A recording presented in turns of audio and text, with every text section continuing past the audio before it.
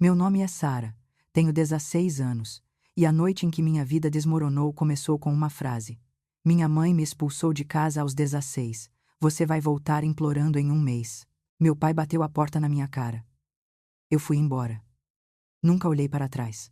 Mas 11 anos depois, meu telefone acendeu. 99 chamadas perdidas. Eles estavam implorando para eu atender. Naquela época, eu era apenas uma garota com dor nos dedos e uma esperança estúpida no peito. Eu tinha acabado de ser aceita em uma prestigiosa escola de arte do outro lado da cidade. O tipo de lugar que pessoas como eu só veem em folhetos. Cheguei em casa segurando a carta como uma tábua de salvação, pensando que meus pais finalmente me veriam. Em vez disso, minha mãe leu as palavras Escola de Belas Artes e riu sem nenhum humor. Você acha que espalhar cores em uma tela é um futuro? Absolutamente não. Ela rasgou o envelope bem na minha frente. Pequenos flocos brancos chovendo no chão enquanto meu estômago virava gelo. Meu pai nem se sentou. Ele se aproximou, cutucando com o dedo a pasta que eu havia passado anos construindo. Ou você se matricula em medicina como planejamos, ou está por sua conta. Sem casa, sem dinheiro, sem família. Escolha. Minhas bochechas queimaram. Minhas mãos tremiam tanto que tive que cerrar os punhos para não mostrar. Então estou por minha conta. Ouvi-me dizer, embora todo o instinto de sobrevivência gritasse para eu recuar. Os olhos dele ficaram frios. Bom, arrume suas coisas. Você vai voltar implorando em um mês. Ele abriu a porta da frente com tanta violência que a moldura tremeu. Depois, abateu atrás de mim, enquanto eu saía com uma mochila velha e um caderno de esboços pressionado contra o peito. Desci aquela rua escura, sentindo minha infância se quebrar atrás de mim, como um fio cortado. Jurei que preferia morrer de fome a rastejar de volta. Eu não sabia que um dia a súplica viria deles. Antes de contar o que ele disse e o que aconteceu depois que saí, diga-me que horas são para você agora e de onde você está assistindo. Estou curiosa para ver até onde esta história vai viajar. Eu sou Sara, 16, parada em uma calçada rachada com uma mochila e uma pasta.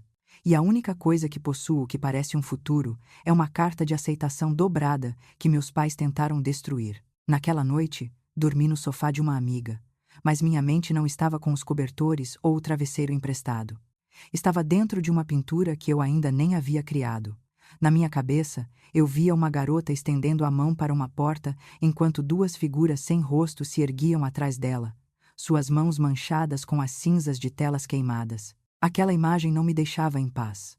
Quando finalmente cheguei ao campus uma semana depois, sem dormir, aterrorizada e tecnicamente sem teto, senti algo estranho. Não segurança, mas possibilidade. O estúdio cheirava a acrílico e terebintina.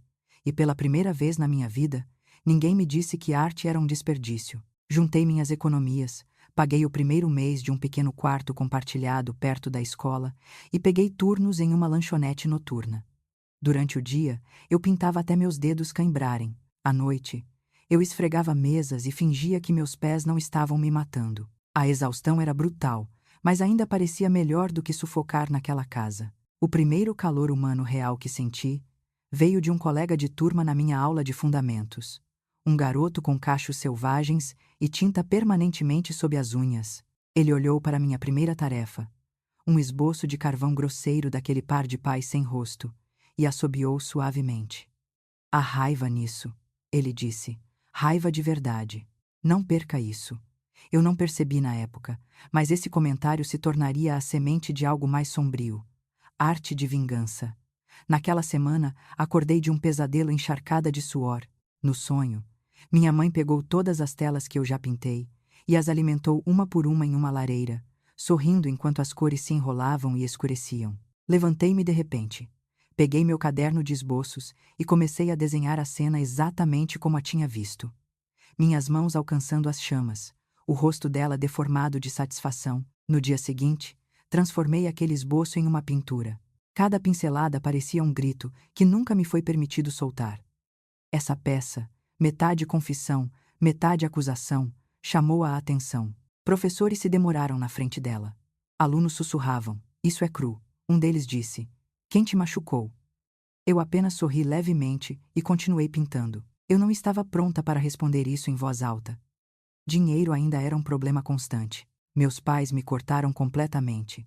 sem chamadas, sem mensagens, nada além de um bloqueio silencioso. Quando a mensalidade do próximo semestre venceu, fiquei tremendo no escritório de ajuda financeira, apenas para descobrir que meu pedido de bolsa de estudos havia sido misteriosamente retirado do portal online. Eu não havia retirado nada. Mudei minha senha e olhei para a tela em descrença. Mais tarde, soube por uma funcionária simpática que alguém ligou fingindo ser eu e corrigiu meus planos, dizendo que eu havia decidido não seguir a arte afinal. Havia apenas 2 pessoas que se beneficiariam disso. Minha mandíbula apertou tanto que doeu.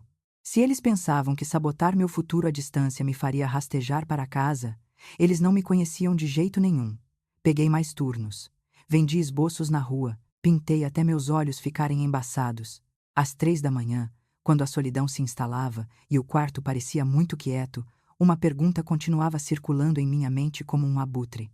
Você se atreveria a abandonar tudo o que sempre conheceu, mesmo sabendo que a solidão a devoraria todas as noites? No momento em que a exposição de alunos de meio de ano chegou, eu havia transformado minha raiva em uma série. 3 grandes telas. Uma criança oferecendo uma pintura brilhante para 2 adultos sombrios. Os adultos rasgando-a ao meio. A criança se afastando, segurando os pedaços rasgados como uma armadura. Meu mentor me incentivou a enviá-los como um conjunto. As pessoas precisam ver essa história. Ela é feia e honesta, isso é boa arte. Na noite da exposição, a galeria zumbia com conversas, vinho barato e o clique de sapatos caros no concreto polido. Eu estava ao lado da minha série, com as palmas das mãos úmidas, fingindo que não estava observando cada reação como se minha vida dependesse disso. Algumas pessoas olhavam em silêncio. Outras se aproximavam, lendo o pequeno cartão de título, Herança. Um garoto que eu tinha visto por perto acenou para mim. Quem são eles? Ele perguntou, apontando para as figuras sombrias. Meus pais. Eu disse simplesmente. Ele riu sem jeito, pensando que eu estava brincando. Eu não o corrigi. À medida que a sala se enchia, meu telefone vibrou no meu bolso. Número desconhecido. Eu ignorei. Depois de novo, e de novo, eu o silenciei, forçando-me a me concentrar. Foi então que senti a mudança no ar. O tipo de silêncio que não é silêncio, mas tensão apertando como um fio. Olhei para a entrada e quase parei de respirar. Minha mãe estava parada na porta, vestida como se estivesse indo a uma gala corporativa, os olhos varrendo a sala com aquela mistura familiar de julgamento e cálculo. Por um segundo, pensei que estava alucinando, alguma miragem induzida pelo estresse. Mas então seu olhar se fixou na minha série. O rosto dela endureceu. Ela se moveu em direção ao meu trabalho com passos lentos e deliberados. A multidão se abriu em torno dela como se pudessem sentir a tempestade. O que é isso? Ela sibilou quando chegou ao meu canto, sua voz baixa, mas cheia de veneno. É assim que você nos retrata? Como monstros. O calor subiu ao meu rosto, mas eu não desviei o olhar. Se a carapuça serve, os olhos dela brilharam. Ela se aproximou da pintura mais próxima, aquela em que os adultos trituram o trabalho da criança, e levantou a mão como se quisesse arrancar a tela da parede. Por um instante, voltei à sala de estar dos meus pais, observando meu pai quebrar meu caderno de esboços ao meio e jogá-lo no lixo enquanto minha mãe dizia: "Você nos agradecerá por isso um dia." Meu estômago se contorceu tão violentamente que pensei que ficaria doente. "Não", eu disse, minha voz firme, embora meu pulso rugisse em meus ouvidos. Tocar na obra é contra as regras da galeria. As pessoas começaram a formar um semicírculo ao nosso redor. Sussurros flutuavam no ar. Ela parecia finalmente notar a plateia. Seus lábios se curvaram em um sorriso frágil, mas seus olhos permaneceram afiados. "É isso que você tem feito. Pintando nosso drama familiar para estranhos, você está nos envergonhando." "Você se envergonhou?" Eu respondi calmamente. "Estou apenas documentando isso." Antes que ela pudesse responder, Corey apareceu ao meu lado como se tivesse sido convocado pela tensão. "Desculpe", ele disse educadamente, mas firmemente, olhando para minha mãe. "Você pode discordar o quanto quiser, mas não pode ameaçar a arte.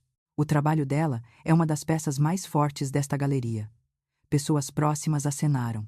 Alguém murmurou: "Ela é incrível, autossuficiente para minha mãe ouvir." As bochechas da minha mãe ficaram de um vermelho feio. Ela endireitou a postura, tentando recuperar o controle. "Bem, aproveite seu showzinho." Ela zombou.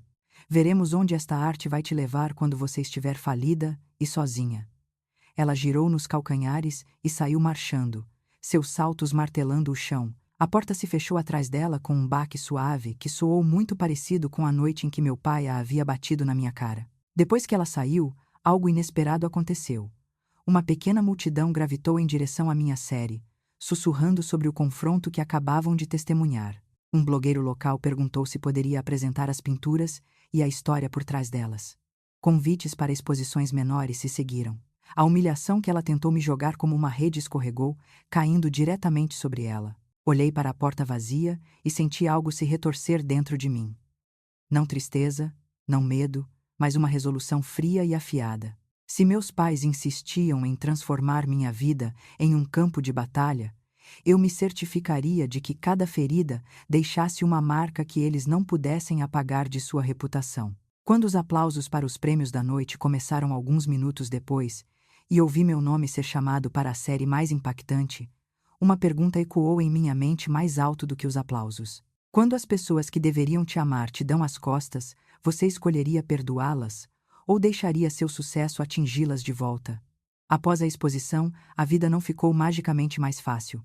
O pequeno prêmio em dinheiro mal cobria um mês de aluguel, e a raiva dos meus pais aumentou de todas as maneiras que não deixavam hematomas, mas deixavam cicatrizes. De qualquer forma, primeiro vieram os e-mails, longos e furiosos parágrafos sobre como eu estava manchando o nome da família.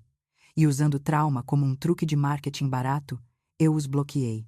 Depois vieram as ligações de parentes repetindo a versão da história dos meus pais de que eu havia fugido, que estava doente, que estava sendo manipulada por más influências. Uma tia chegou a enviar uma mensagem de voz dizendo que minha arte era demoníaca. Eu ri para não chorar. O pior golpe veio alguns meses depois. Eu estava voltando do turno da noite na lanchonete quando um carro de polícia parou lentamente ao meu lado. Minha garganta apertou, o policial saiu e perguntou meu nome.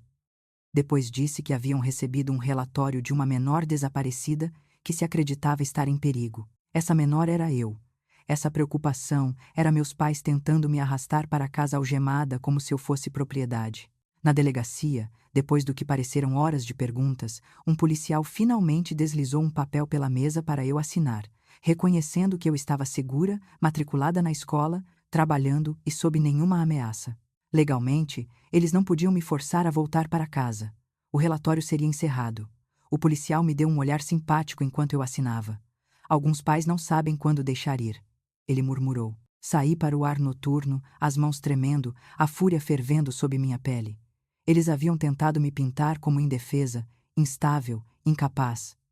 Ótimo, pensei. Então eu vou pintar você exatamente como você é. Naquela noite abri meu diário, um caderno surrado cheio de esboços inacabados e rabiscos raivosos, e comecei a escrever como uma confissão para meu futuro eu.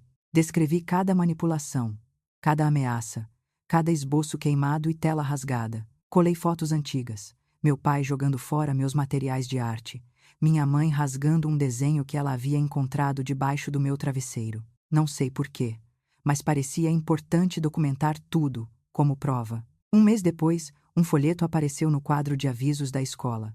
Um concurso regional com o tema Verdade e Consequências, patrocinado por uma grande galeria.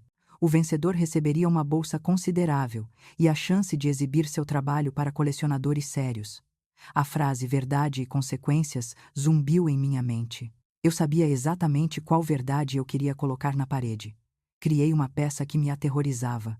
Um retrato de família imponente e distorcido. Os rostos dos pais eram fotorrealistas, reconhecíveis para qualquer um que os conhecesse, mas rachados no meio, como porcelana quebrada. Atrás deles, em vez de uma casa, pairavam um tribunal, um hospital e uma casa com placas de execução hipotecária.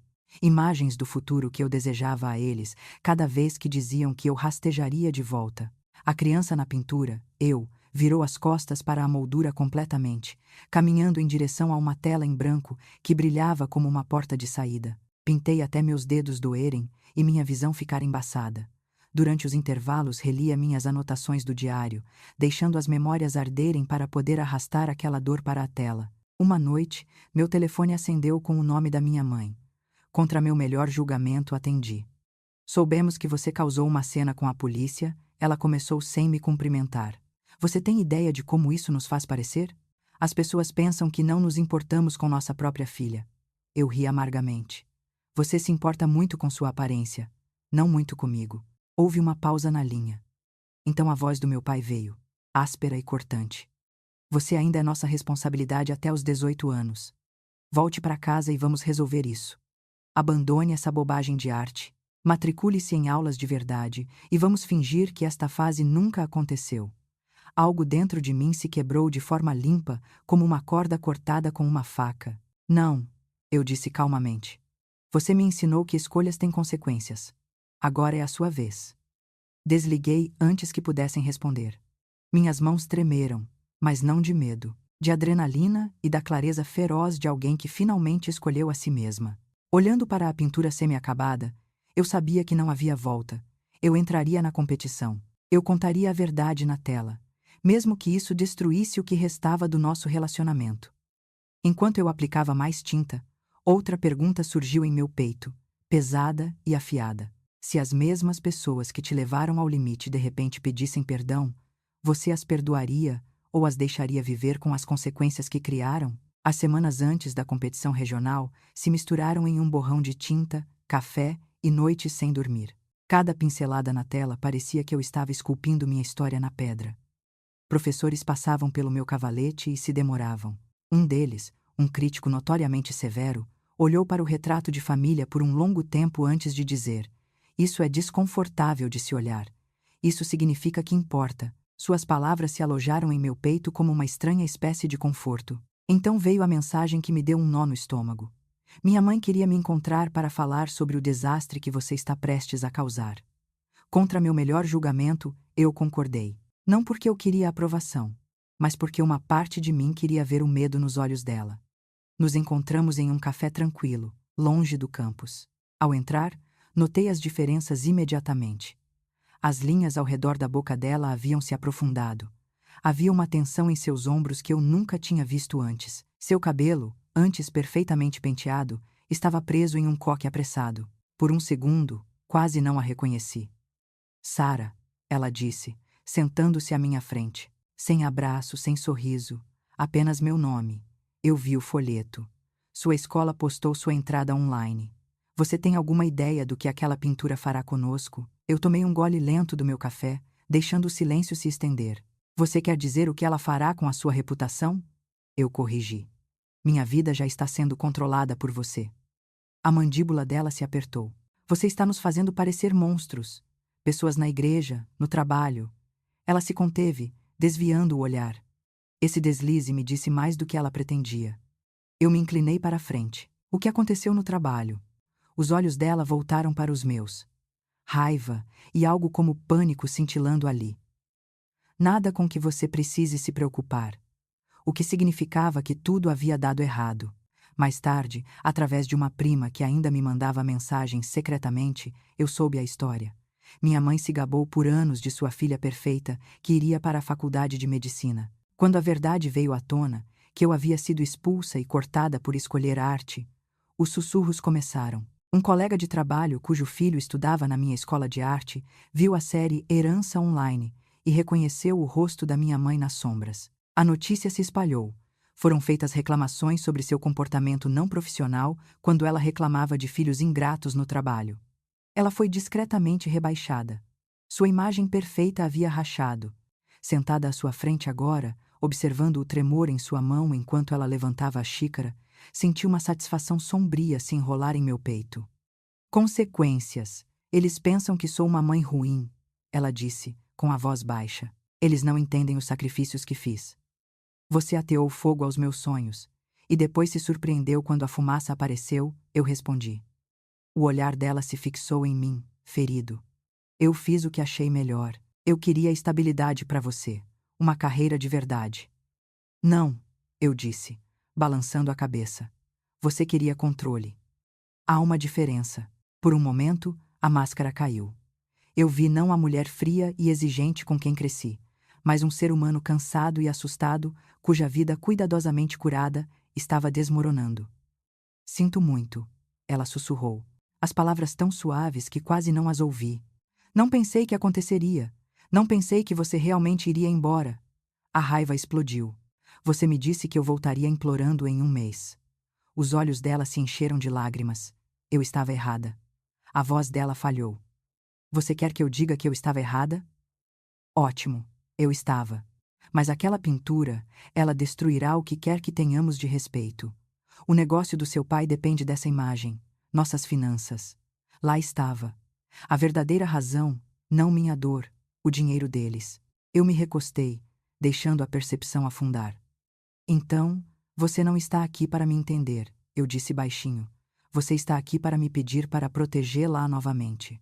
Ela engoliu em seco, incapaz de negar. Você poderia pintar outra coisa, ela disse. Algo menos pessoal. Se você retirar essa peça da competição, seu pai e eu podemos ajudá-la. Podemos pagar sua mensalidade. Podemos resolver os problemas da bolsa de estudos. Podemos consertar isso. A oferta pairava entre nós como uma flor venenosa. Segurança, estabilidade, com a condição de que eu apagasse a verdade. Olhei para ela e vi flashes de memória. Ela rasgando minha primeira pintura.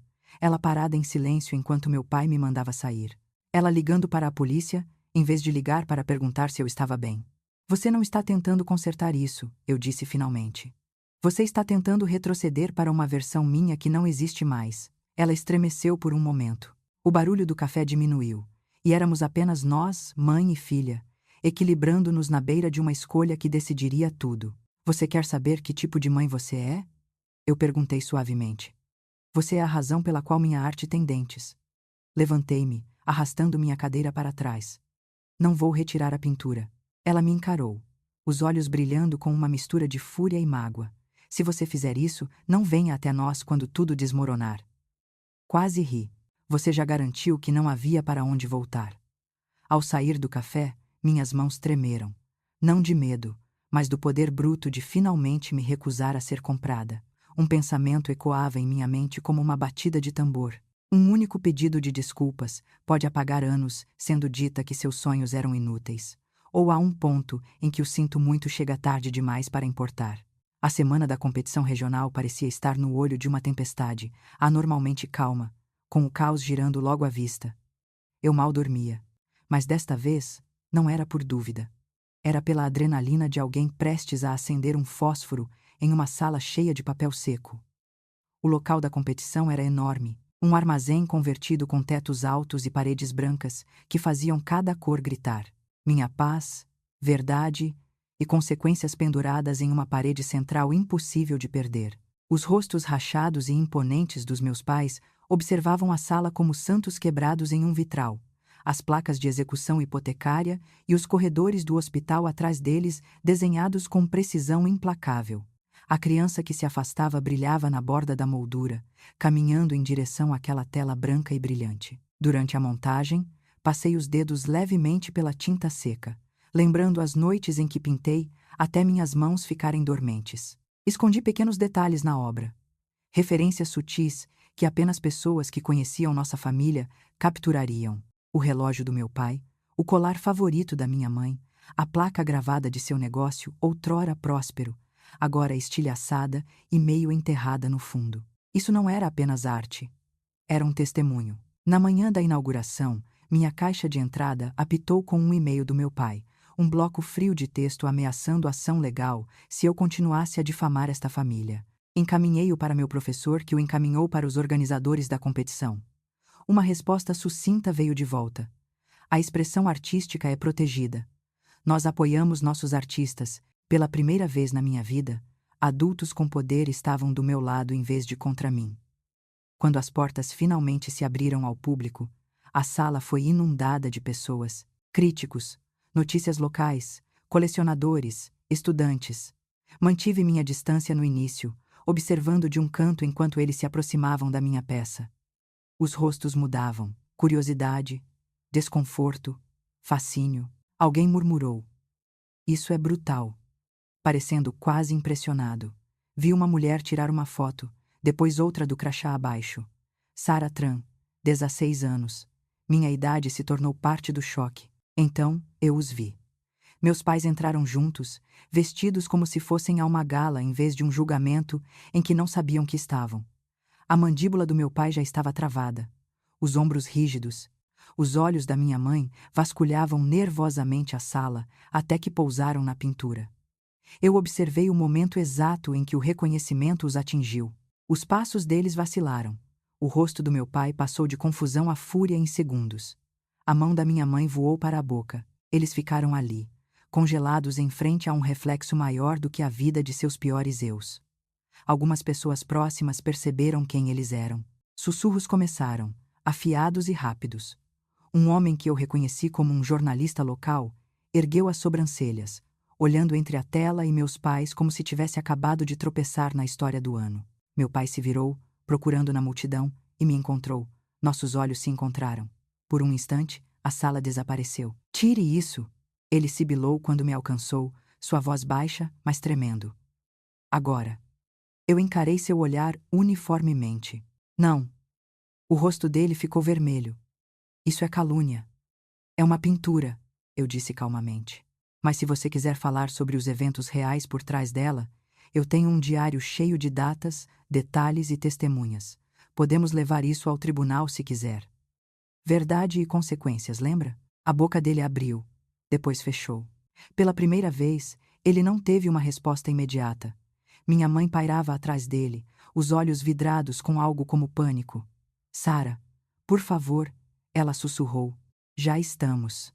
As coisas estão ruins. O negócio está lutando." As pessoas pararam de confiar em seu pai depois daqueles rumores no trabalho, depois da coisa da polícia, depois que sua pequena série circulou online. "Isso vai nos arruinar." As palavras me atingiram, mas não da maneira que ela pretendia. Todos aqueles anos eles me disseram que eu falharia sem eles, que eu não era nada sozinha, e agora minha arte tinha o poder de arruiná-los. Eu me senti poderosa e estranhamente triste. "Vocês fizeram isso a si mesmos," eu disse calmamente. "Eu apenas pintei o que aconteceu." Os juízes chamaram a atenção de todos para os prêmios.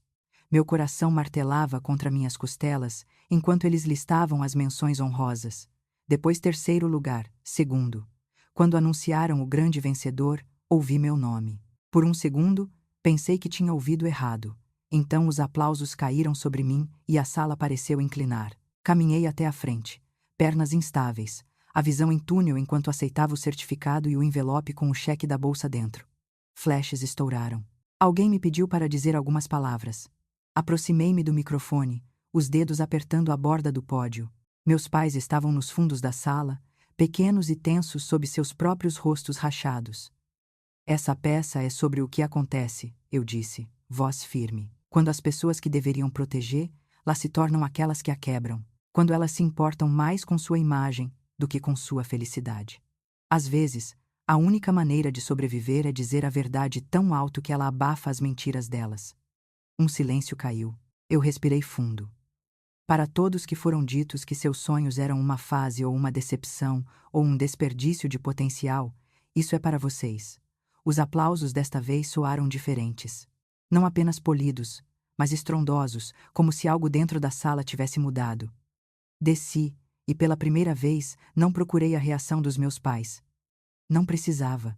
Naquele dia, um segmento de notícias local veiculou uma matéria sobre a artista adolescente cujos pais tentaram silenciar sua verdade. Clientes pararam discretamente de ligar para meu pai. Minha mãe se retraiu ainda mais no trabalho. O mundo deles começou a desmoronar, pouco a pouco, sob o peso das consequências que eles haviam tentado tanto evitar. Enquanto eu arrumava meus materiais naquela noite, exausta, mas estranhamente calma, uma pergunta pairava em minha mente, dirigida não apenas a mim, mas a qualquer um que estivesse ouvindo. Quando o sucesso finalmente te encontra, depois de anos sendo esmagada, você o usará para se curar ou para garantir que aqueles que te machucaram sintam cada grama da dor que causaram? 11 anos depois, eu tinha 27 anos, e meu telefone acendeu na mesa do meu estúdio. 99 chamadas perdidas do mesmo número. O número que eu havia silenciado, depois bloqueado, depois desbloqueado, para poder vê-lo e escolher não atender. A linha da casa dos meus pais. As palavras daquela noite, quando eu tinha 16 anos, ecoavam na minha cabeça como uma gravação que eu não conseguia apagar. Você voltará implorando em um mês. Olhei para a parede à minha frente, onde pendia uma pintura muito mais recente. Fazia parte de uma série que havia viajado por 3 países, com artigos em revistas, estudada em aulas de arte. Esta mostrava um telefone explodindo em luz. 99 chamadas perdidas, brilhando na tela. No reflexo da superfície de vidro, era possível distinguir um par de rostos mais velhos e desesperados, borrados, mas inconfundíveis. Atrás do telefone, a silhueta de uma mulher estava em uma janela aberta, olhando para uma cidade em vez de para o aparelho que tocava. Aquela mulher era eu. Minha carreira decolou após a competição. A bolsa pagou o resto da faculdade de arte. Encomendas se seguiram. Eu dava workshops, vendia impressões, assinei com uma galeria que entendia que eu não estava apenas pintando quadros bonitos. Eu estava pintando a sobrevivência.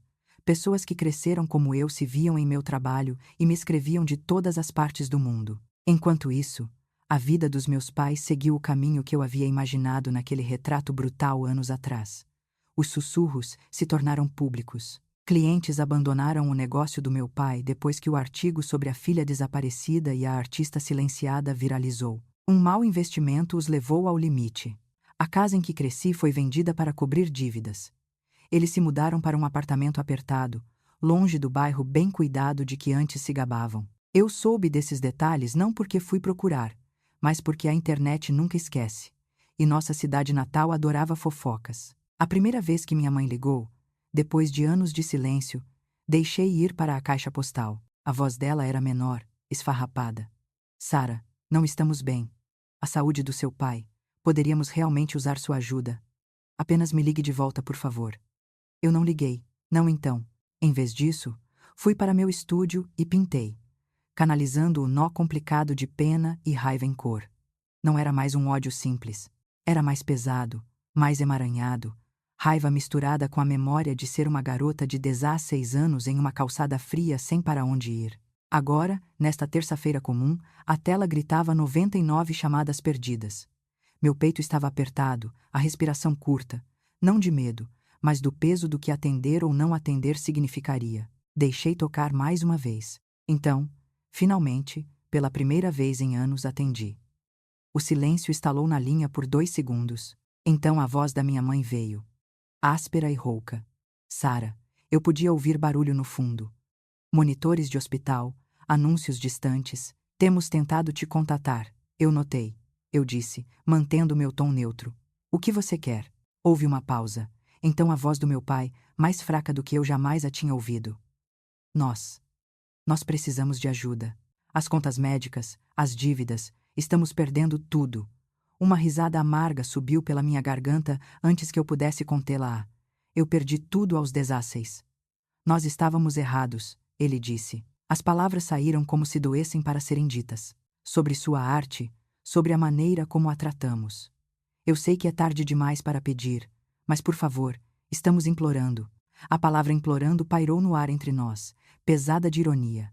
Eles uma vez me disseram que eu voltaria implorando. Agora eram eles que estavam de joelhos, mesmo que eu não pudesse ver. Por alguns segundos não falei. Minha mente repassou imagens. A porta batendo na minha cara. A delegacia, as telas rasgadas, as lágrimas da minha mãe no café, a maneira como eles tentaram comprar meu silêncio. Então outras imagens. Minha primeira exposição individual. A mensagem de um fã que disse que meu trabalho lhes deu coragem para deixar um lar abusivo. O garoto que apareceu na minha sessão de autógrafos com as mãos manchadas de tinta e disse: meus pais também odeiam minha arte. Mas eu não vou desistir. Caminhei até a janela, olhando para a cidade que se tornara meu verdadeiro lar. Aqui está a questão, eu disse lentamente. Eu construí essa vida sem vocês. Cada tela, cada salário, cada noite sem dormir. Vocês não estavam lá. Vocês foram a razão pela qual eu tive que lutar tanto em primeiro lugar. A voz da minha mãe tremeu. Sabemos e sentimos muito. Verdadeiramente. Podemos pelo menos ver. Lá. Conversar? Tentar consertar as coisas. Meus olhos ardiam, mas eu me recusei a deixar as lágrimas caírem. Você quer perdão agora que perdeu tudo, eu murmurei. Você teria ligado se ainda estivesse naquela casa grande com sua reputação perfeita e sua mentira perfeita? O silêncio me respondeu mais alto que as palavras. Eu já sabia a verdade. Eu poderia ter desligado, deixado-os afogar nas consequências que eles mesmos me jogaram primeiro. Uma parte de mim queria. Essa parte se lembrava de cada frase cruel, palavra por palavra. Outra parte, menor, mas insistente, sussurrava que carregar esse ódio para sempre me acorrentaria a eles tão firmemente quanto a obediência havia feito. Respirei fundo. Eu não sou sua rede de segurança, eu disse. Não serei seu banco. Não apagarei o que vocês fizeram. A respiração deles engasgou, mas eu continuei, surpreendendo até a mim mesma. Também não serei a pessoa que os verá morrer por princípio. Pedirei ao meu advogado que entre em contato com o hospital sobre um plano de pagamento. Ele será feito através de uma fundação, não em meu nome. Vocês não receberão meu perdão apenas porque estão assustados. Isso precisa ser conquistado lentamente ao longo do tempo. E talvez vocês nunca o consigam por completo, mas também não ficarão sem teto por minha causa. Meu pai começou a falar, mas eu o interrompi. Isso não é uma reconciliação. Isso sou eu escolhendo não me tornar tão cruel quanto vocês foram. É isso. Houve um soluço rouco do outro lado da linha. Minha mãe, eu acho. Obrigada, ela sussurrou. Obrigada, Sarah. Terminei a ligação antes que pudessem dizer mais alguma coisa. Minhas mãos tremeram enquanto eu colocava o telefone no lugar, mas havia uma estranha leveza em meu peito, como se uma janela tivesse sido aberta em um quarto que estivera selado por muito tempo. Voltei para a pintura do telefone brilhante e da mulher na janela e peguei um pincel. No reflexo da tela de vidro, adicionei um minúsculo novo detalhe. O contorno fraco de uma porta à distância, não totalmente aberta, não totalmente fechada, uma possibilidade, não uma promessa, porque essa era a verdade. Eu não voltei implorando em um mês. Em vez disso, 11 anos depois, eles estavam me implorando para atender, e eu atendi, mas nos meus termos. Então, agora eu farei a pergunta que me assombra desde aquela primeira noite. Se as pessoas que te expulsaram, que te viram quebrar e chamaram isso de disciplina, apareceram anos depois com as mãos vazias e olhos desesperados, você abriria a porta ou as deixaria do lado de fora sentindo o frio em que elas uma vez te empurraram?